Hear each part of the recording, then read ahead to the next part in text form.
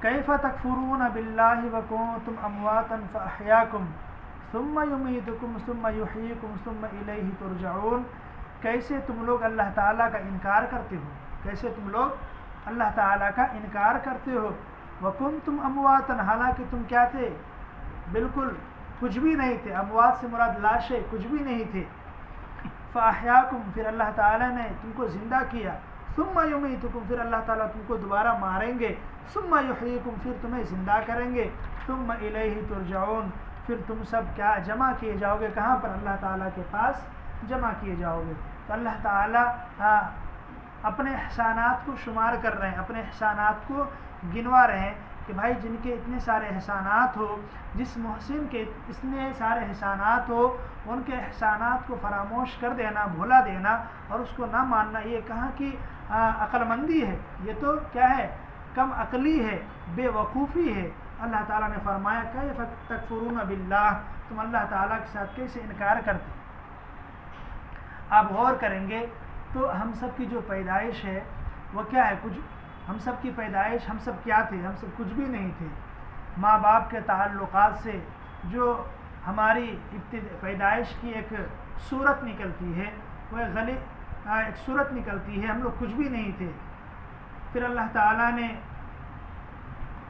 اس شے میں، اس پانی کے قطرے میں کئی مرحلے گزر جانے کے بعد، تقریباً 7 مرحلے گزر جانے کے بعد پھر ہم لوگوں کے جسم کو بنایا. 7 مرحلے گزر جانے کے بعد ہم لوگوں کے جسم کو بنایا، اور ہم کچھ بھی نہیں تھے، پانی کا ایک ناپاک قطرہ ہماری حیثیت. اس کے باوجود اللہ تعالیٰ نے ہمیں بالکل صاف ستھرا، صاف شفاف، خوبصورت انسان بنایا. سورۃ 3 میں ہے نا، لقد خلقنا الانسان فی احسن تقویم، بہترین سانچے میں ڈھال کر ایک خوبصورت حسین پیکر انسان بنایا. اگر ہم غور کریں تو ہم کیا ہیں؟ کچھ بھی نہیں تھے، لاشیں تھے، لیکن اللہ نے ہمیں وہاں سے اس کچڑے کے ڈھیر سے نکال کر ایک خوبصورت انسان بنایا. خوبصورت انسان بنا کر ایک زندگی بخشی، اور زندگی بخشی یہ چاند، سورج، زمین، آسمان سب کچھ ہمارے لیے پیدا کیے. اس میں ہم عیش و عیاشی کرتے، زندگی گزارتے، اور ایک مدت تک کے لیے ہماری زندگی ہے. یہ دائمی زندگی نہیں ہے، مسلسل زندگی نہیں ہے، بلکہ چند سالوں کی زندگی ہے. 60 70 سال، 80 سال، 90 100 سال کی زندگی ہے. اس زندگی کے بعد پھر ہمیں کیا ہے؟ مر جانا ہے. اور جب ہم مر جائیں گے اور قبر میں دفن کر دیے جائیں گے تو قبر کی زندگی بھی دائمی زندگی نہیں ہے. قبر کی زندگی بھی دائمی زندگی نہیں ہے، بلکہ قیامت تک کے لیے ہے. قبر کی زندگی قیامت تک کے لیے ہے. اور پھر جب قیامت قائم ہوگی تو پھر ہمیں دوبارہ زندہ کیا جائے گا، حساب و کتاب ہوگا، نام اعمال ہمارے اچھے ہوں گے، ایمان ذرہ برابر بھی ہوگا، تو اللہ تعالیٰ ہمیں کیا کریں گے؟ جنت میں داخل کریں گے. اور وہ زندگی دائمی زندگی ہوگی، ہمیشہ ہمیش کی زندگی ہوگی. تو اصل زندگی کون سی زندگی ہے؟ وہ زندگی ہے. تو یہ ہماری جو موت ہے، وہ موت کیا؟ ایک نعمت ہے. ہماری موت ایک نعمت ہے. بعض لوگ ڈر رہے ہیں. موت کیا ہے؟ ایک نعمت ہے. جس طرح زندگی میں آنا یہ ایک نعمت ہے، جزوی نعمت ہے. 60 70 80 سال کی نعمت ہے کہ یہاں پر رہ رہے اور پریشان ہیں. کتنوں کچھ ہو جائے پریشانی تو رہتی ہی، پیسے ہیں، دولت ہیں، گھر بار ہیں، لیکن ایک قسم کی پریشانی، فکر لگی رہتی ہے، لاحق رہتی ہے. تو یہ کہ چھوٹی سی نعمت ہے، زائل ہو جانے والی نعمت ہے. لیکن جو دائمی نعمت ہے، اس دائمی نعمت کا حصول بھی کس کے ذریعے سے ہے؟ موت کے ذریعے سے ہے. اس دائمی نعمت کے حصول کا ذریعہ بھی یہ موت ہے. تو جب ہمیں موت آئے گی تو موت ایک نعمت بن کر آئے گی. موت آئے گی، ہم لوگ برزخ میں رہیں گے، پھر اس عالم برزخ سے حساب و کتاب ہوگا، پھر دائمی زندگی میں ہم لوگ چلے جائیں گے، جہاں پر منشاء پھل کھائیں گے، جو چاہیں گے وہ ہمیں عطا کیے جائیں گے. اس کا تذکرہ پیچھے بھی آیا کہ ہماری جو بیویاں ہوں گی وہ کیا ہوں گی؟ حوروں کی سردار ہوں گی، وہاں بھی ان کی حکومت ہوگی. تو اس طرح ہے. تو یہ کیا؟ موت ایک نعمت ہے. موت کیا ہے؟ ایک نعمت ہے. گھبرانا نہیں چاہیے، موت کی تیاری کرنی چاہیے. ثم یمیتکم ثم یحییکم ثم الیہ ترجعون. اسی کو اللہ تعالیٰ نے بیان کیا کہ جس محسن کے اتنے ڈھیر سارے احسانات ہو جسے تم شمار نہیں کر سکتے، تو پھر اس کا انکار کیسے کرتے ہو؟ اب یہاں پر یہ ہے کہ ڈائریکٹ وہ لوگ اللہ کا انکار نہیں کر رہے ہیں، لیکن ڈائریکٹ اللہ کا انکار کرنا ضروری نہیں ہے. رسول اللہ کا انکار کر دینا بھی اللہ کا انکار کرنا ہے. قرآن کا انکار کر دینا بھی اللہ کا انکار کرنا ہے، ختم نبوت کا انکار کر دینا بھی اللہ تعالیٰ کا انکار کرنا ہے۔ ضروریات دین میں سے جس چیز کا بھی انکار کیا جائے اور وہ چیز کیا ہو، دین کا قطعی اور ضروری حصہ ہو، تو یہ کیا ہے، اللہ تعالیٰ کا انکار کرنا ہے، ڈائریکٹ کرو یا انڈائریکٹ کرو۔ تو کس کا انکار ہے؟ اللہ تعالیٰ کا انکار ہے۔ اللہ نے فرمایا اے لوگوں اللہ کا انکار نہ کرو، وَكُنْتُمْ أَمْوَاتًا، تم کیا تھے؟ لا شیء تھے، کچھ بھی نہیں تھے، اللہ نے تمہیں زندگی بخشی۔ ثُمَّ يُمِيتُكُمْ، پھر ایک وقت آئے گا کہ اللہ تعالیٰ تمہیں موت دے دیں گے۔ ثُمَّ يُحْيِيكُمْ، پھر کیا کریں گے؟ تمہیں زندہ کریں گے۔ چونکہ موت میں پھر زندگی میں تھوڑا فاصلہ ہے، اس لیے ثم سے بیان کیا، ثم للتراخی، ثم الیہ ترجعون، پھر تم کیا ہے، جب حشر کا میدان ہوگا سب دوڑے جائیں گے اس کی طرف، اللہ کے سامنے جمع ہوں گے۔ تو یہ کیفیت کو بیان کیا ہے، اس لیے لوگوں کو کیا کرنا چاہیے، اللہ تعالیٰ کو ہی خدا ماننا چاہیے، رب ماننا چاہیے، اور جو رسول اللہ کا دعویٰ ہے اس دعوے کو تسلیم کرنا چاہیے، اور جو رسول اللہ نے قرآن کو بیان کیا اس کو ماننا چاہیے۔ هو الذی خلق لکم ما فی الارض جمیعا ثم استوى الى السماء فسواهن سبع سماوات وهو بكل شیء علیم۔ ترجمہ دیکھیے، وہی ہے جس نے تمہارے واسطے زمین کی تمام چیزیں پیدا کی، پھر آسمان کا ارادہ کیا اور 7 درست آسمان بنائے، 7 درست آسمان بنائے، اور اللہ ہر چیز سے کیا ہے، واقف ہے، وَهُوَ بِكُلِّ شَيْءٍ عَلِيمٌ، اور اللہ ہر چیز سے واقف ہے۔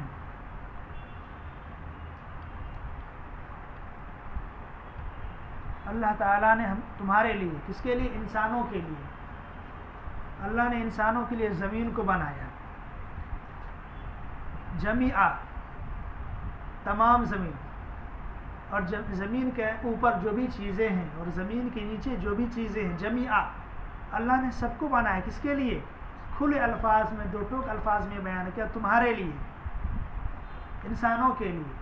اب انسان اس کے باوجود کیا کرے، اللہ تعالیٰ کا انکار کرے، تو یہ کیا ہے، محسن کے احسان کی کیا ہے، ناقدری ہے، محسن کے احسان کی ناقدری ہے، فراموشی ہے، اس لیے ایسا نہیں کرنا چاہیے۔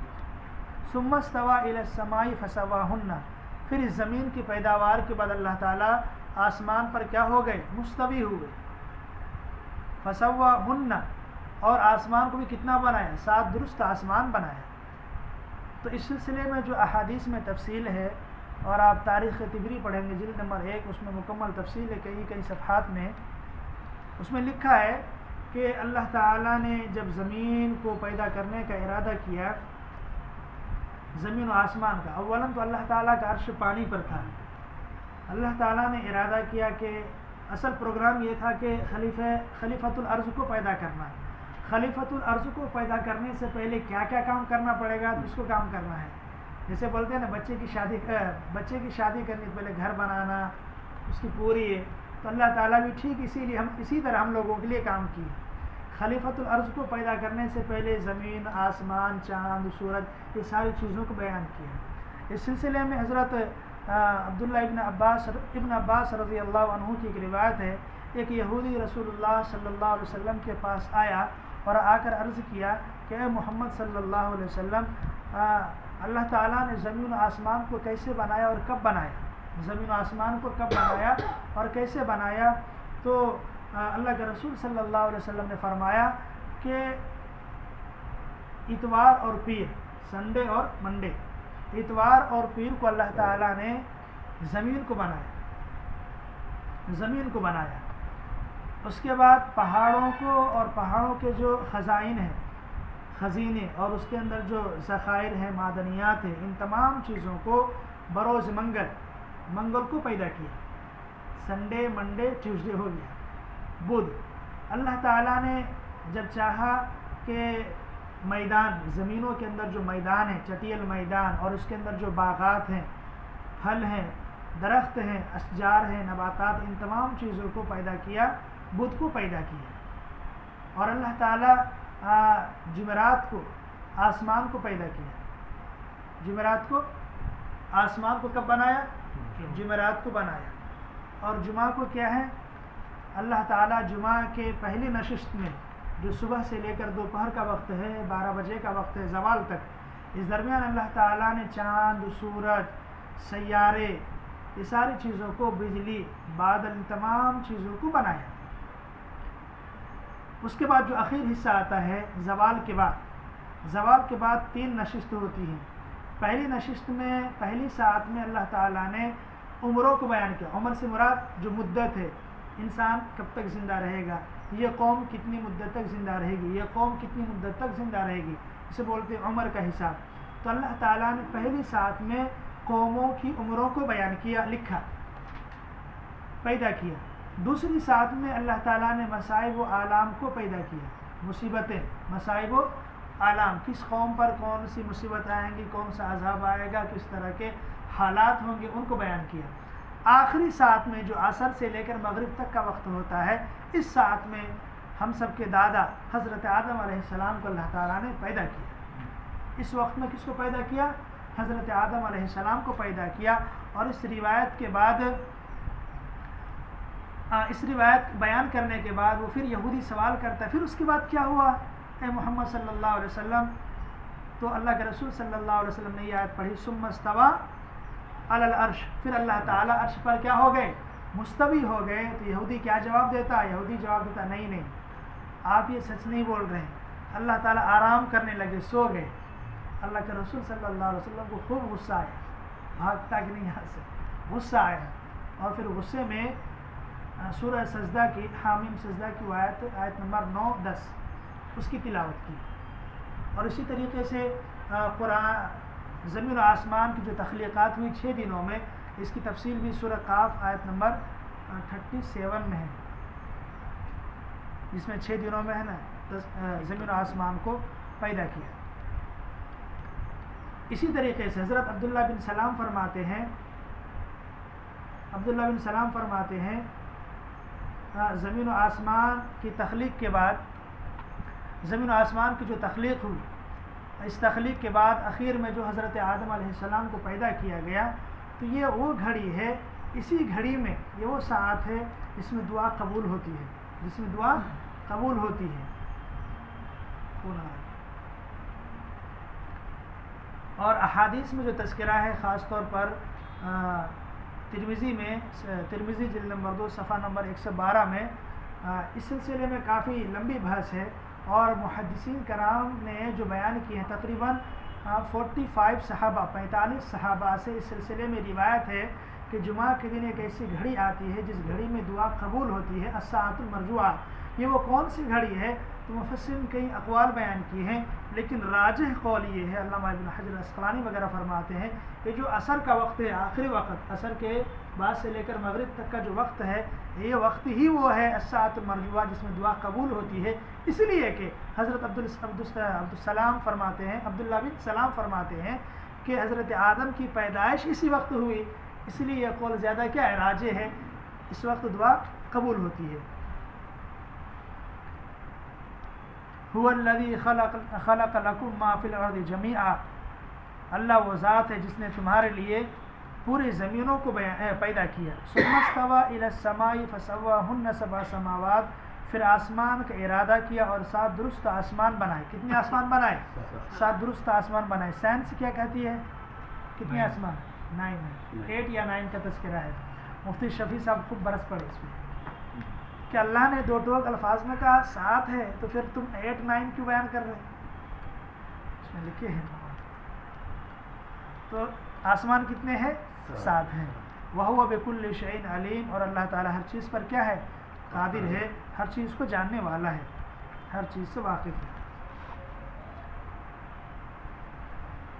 وَإِذْ قَالَ رَبُّكَ یہ اب یہاں سے دوسری باتیں ہو رہی ہے، خلیفۃ الارض کی باتیں شروع ہو گئی۔ زمین و آسمان کو بنا دیے، اب زمین و آسمان کے بعد کیا ہے ان کو بیان کر رہے ہیں۔ وَإِذْ قَالَ رَبُّكَ لِلْمَلَائِكَةِ إِنِّي جَاعِلٌ فِي الْأَرْضِ خَلِيفَةً قَالُوا أَتَجْعَلُ فِيهَا مَن يُفْسِدُ فِيهَا وَيَسْفِكُ الدِّمَاءَ وَنَحْنُ نُسَبِّحُ بِحَمْدِكَ وَنُقَدِّسُ لَكَ قَالَ إِنِّي أَعْلَمُ مَا لَا تَعْلَمُونَ۔ وہ وقت قابل ذکر ہے جب آپ کے رب نے فرشتوں سے کہا کہ میں زمین میں خلیفہ بنانے والا ہوں، میں زمین میں خلیفہ بنانے والا ہوں، اپنا نائب بنانے والا ہوں۔ قالو، ان لوگوں نے کہا، انہوں نے کہا کیا آپ زمین میں ایسے لوگوں کو رکھیں گے؟ اتجعل فیہا من یفسد فیہا، کیا آپ زمین میں ایسے لوگوں کو رکھیں گے جو فساد برپا کریں گے، جو فساد برپا کریں گے اور خون بہائیں گے؟ وَنَحْنُ نُسَبِّحُ بِحَمْدِكَ، اور ہم تو آپ کی تسبیح، حمد اور پاکی بیان کرتے ہی ہیں۔ ایسا بھی ترجمہ کر سکتے ہیں، حالانکہ ہم آپ کی تسبیح بیان کرتے ہیں اور آپ کی پاکی بیان کرتے ہیں۔ قال، اللہ تعالیٰ نے فرمایا انی اعلم ما لا تعلمون، اللہ تعالیٰ نے ارشاد فرمایا میں وہ جانتا ہوں جو تم نہیں جانتے، جو میں جانتا ہوں تم نہیں جانتے۔ حضرت آدم کی پیدائش، حضرت آدم کی پیدائش کے سلسلے میں بھی تفصیل، تاریخ طبری آپ پڑھیں گے تو اس میں کافی تفصیل ہے، بہت ہی لمبی تفصیل ہے۔ خلاصہ یہ ہے کہ اللہ تعالیٰ نے جو ارادہ کیا کہ اس زمین میں خلافت عرضی قائم کی جائے، ایک ایسی قوم کو، ایک ایسی مخلوقات کی پیدائش ہو جس کے اندر دونوں صلاحیت ہوں، اچھی چیز کی بھی صلاحیت ہو اور بری چیز کی بھی صلاحیت ہو، شر بھی ہو اور کیا ہو، خیر بھی ہو، خیر اور شر دونوں کا مجموعہ ہو، ایسی مخلوقات کو پیدا کرنے کا ارادہ کیا۔ تو اللہ تعالیٰ نے اپنے فرشتوں سے مشورہ کیا، کیا ہے؟ مشورہ کیا۔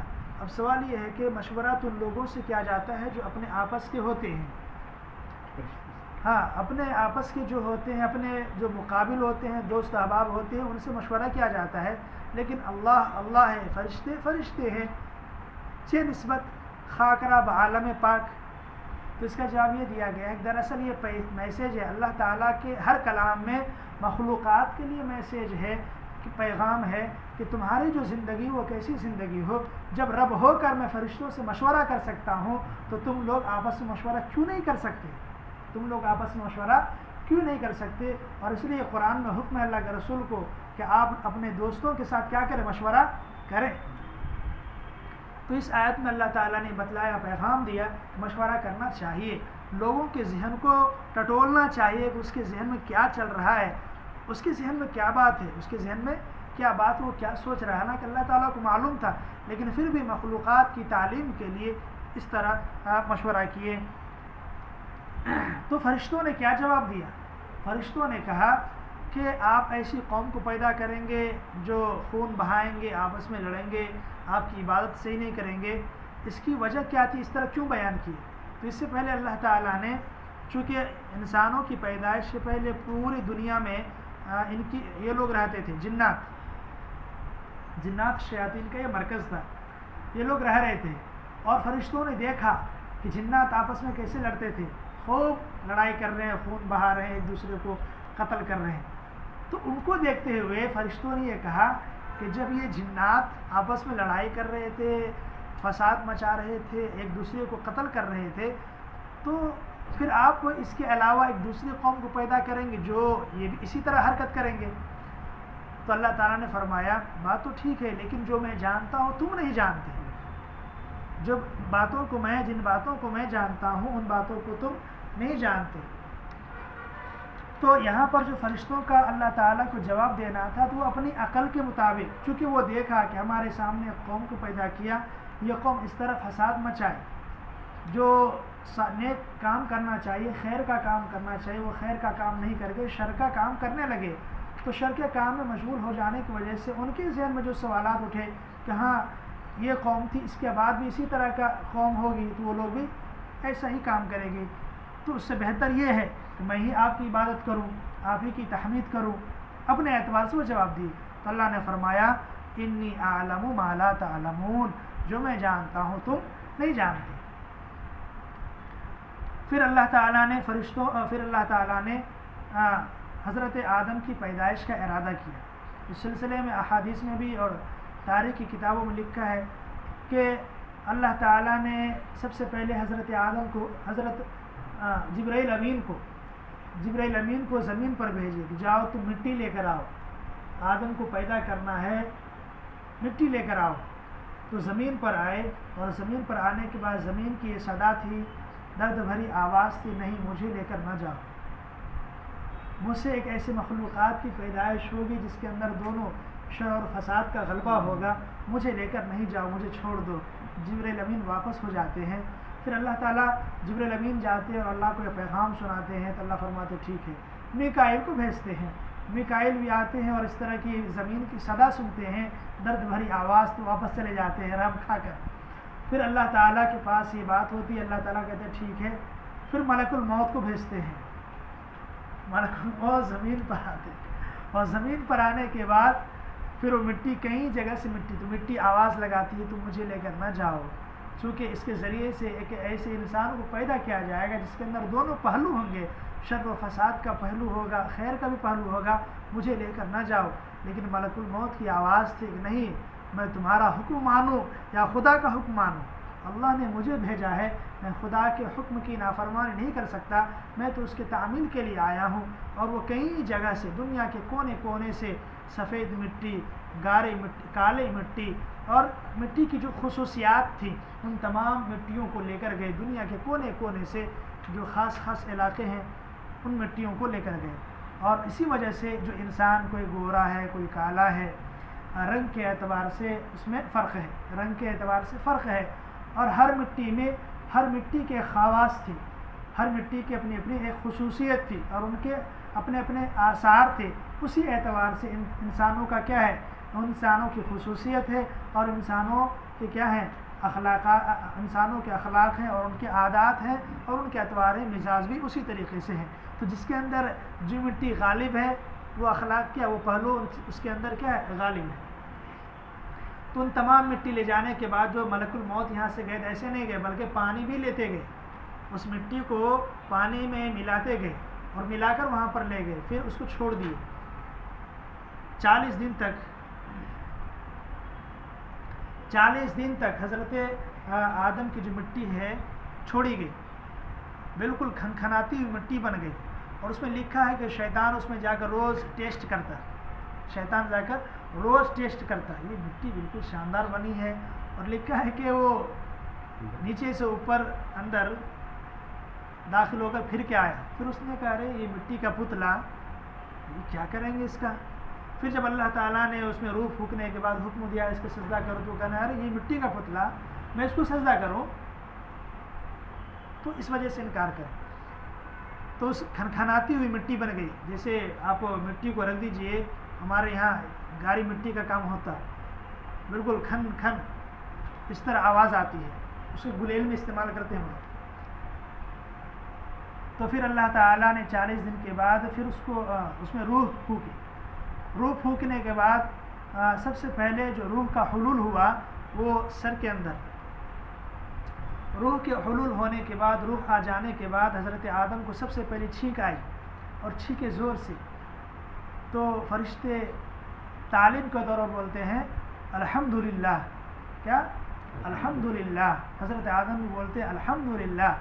پھر اللہ تعالیٰ فرماتے ہیں یرحمک اللہ، ہے نا، یرحمک اللہ، اللہ تعالیٰ تم پر کیا کرے، رحم کرے۔ پھر اس طرح جو روح سرایت کرتی جاتی ہے دل کے اندر، تو ایک دوسری کیفیت پیدا ہو جاتی ہے، پیٹ کے اندر تو بھوک کا احساس ہوتا ہے، اور جب پوری روح تیار ہو گئی تو بھاگنے شروع کر دی، کہاں؟ جنت کی طرف بھاگنے لگے، فوراً پکڑ لی، ٹھہرو یہاں بھی۔ تو پھر اس میں وہ ہے کہ خلق الانسان عجولا، انسان کیا ہے، جلد باز پیدا کیا گیا، بنتے ہی پھرنے لگے، جیسے بچے ہیں نا، چلنے کے لیے آئے تو بس دوڑنا شروع، بھاگنا شروع۔ تو پوری تفصیل ہے اس میں دیکھ سکتے ہیں آپ لوگ تاریخ طبری میں۔ تو اس پیدائش کے بعد اللہ تعالیٰ نے جب حضرت آدم کو مکمل روح اس کے اندر حلول کر گئی، حضرت آدم مکمل بن گئے، تو اللہ تعالیٰ نے آگے جو فرمایا ہے وہ ارشاد ہے وَعَلَّمَ آدَمَ الْأَسْمَاءَ كُلَّهَا ثُمَّ عَرَضَهُمْ عَلَى الْمَلَائِكَةِ فَقَالَ أَنبِئُونِي بِأَسْمَاءِ هَؤُلَاءِ إِن كُنتُمْ صَادِقِينَ۔ اور اللہ نے آدم کو تمام چیزوں کے نام سکھا دیے، پھر ان کو فرشتوں کے سامنے پیش کیا اور فرمایا کہ اگر تمہاری بات صحیح ہے تو ان کے نام تم بتاؤ۔ قالوا سبحانك لا علم لنا الا ما علمتنا، فرشتے بول اٹھے آپ کی ذات پاک ہے، کیا ہے؟ سبحانك لا علم لنا الا ما علمتنا، آپ کی ذات پاک ہے، ہمیں تو صرف وہی معلوم ہے جو آپ نے ہمیں سکھایا ہے، بتلایا ہے۔ انک انت العلیم الحکیم، بے شک آپ ہی پورے علم و حکمت والے ہیں۔ چونکہ فرشتوں کا اعتراض یہ تھا کہ آپ ایسی مخلوق کو پیدا کریں گے جس کے اندر خیر اور شر دونوں کا غلبہ ہے، اور عام طور پر یہ لوگ فساد ہی مچاتے ہیں، تو اللہ نے فرمایا ایسا نہیں، جن باتوں کا علم مجھے تمہیں نہیں۔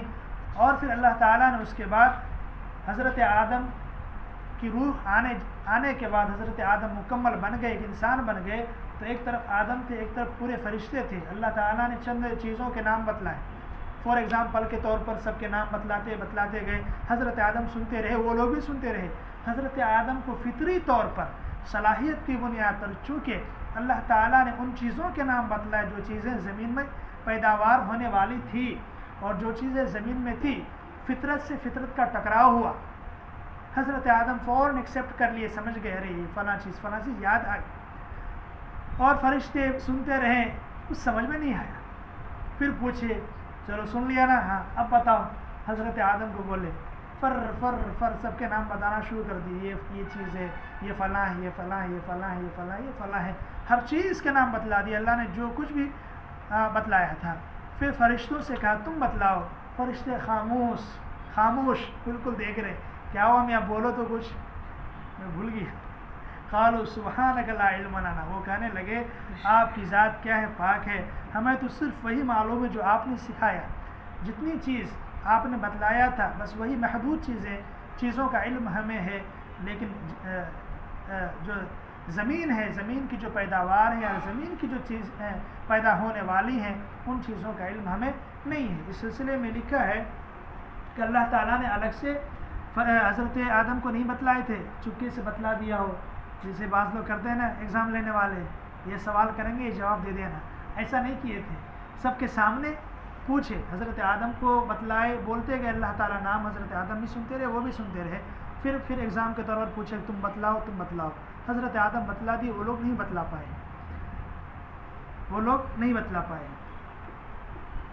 اس کی وجہ کیا تھی کہ جو حضرت آدم پیدا کیے گئے اس کے اندر جو خمیر ہے، جو چیزیں عطا کی گئی تھی وہ بالکل فطری چیزیں تھیں، اس کی بنیاد پر حضرت آدم علیہ السلام نے ان تمام چیزوں کو بیان کیا، اور فرشتے بیان نہیں کر پائے کیونکہ فرشتوں کی جو جبلت ہے، فطرت ہے، وہ الگ ہے، اور حضرت آدم کی جبلت اور فطرت الگ ہے۔ فرشتے نور سے پیدا کیے گئے، حضرت آدم علیہ السلام مٹی، آگ، پانی، ہواؤں سے پیدا کیے، ان کی فطرت کیا ہے، الگ ہے۔ ان کی فطرت میں، فرشتوں کی فطرت میں صرف کیا ہے، اچھائی ہی اچھائی ہے، خواہشات کچھ بھی نہیں ہے، نہ بھوک نہ پیاس، کچھ بھی نہیں، بس اللہ کی عبادت کرنا ہے۔ اور انسانوں کی فطرت میں ساری چیزیں ہیں، انسانوں کی فطرت میں خیر بھی ہے، شر بھی ہے، یہ تمام چیزیں ہیں۔ اسی لیے اللہ تعالیٰ نے حضرت آدم کے سامنے بیان کی، حضرت آدم فوراً ان تمام چیزوں کو سن کر محفوظ کر لیا۔ بے شک اللہ ہی پورے علم و حکمت والے ہیں، انک انت العلیم الحکیم۔ بس اتنا رہنے دیں، پھر انشاءاللہ اگلے ہفتے یہاں سے جو سجدے کی بات ہے، پھر شیطان کے بارے میں اگلے ہفتے تذکرہ ہوگا کہ شیطان کب پیدا ہوا، اس کی حکومت کتنی دن رہی، یہ ساری تفصیلات انشاءاللہ۔ اللہ تعالی ہم سب کو کہنے سننے زیادہ عمل کی توفیق عطا فرمائے۔ یہ آیت نمبر 32 تک ہوئی۔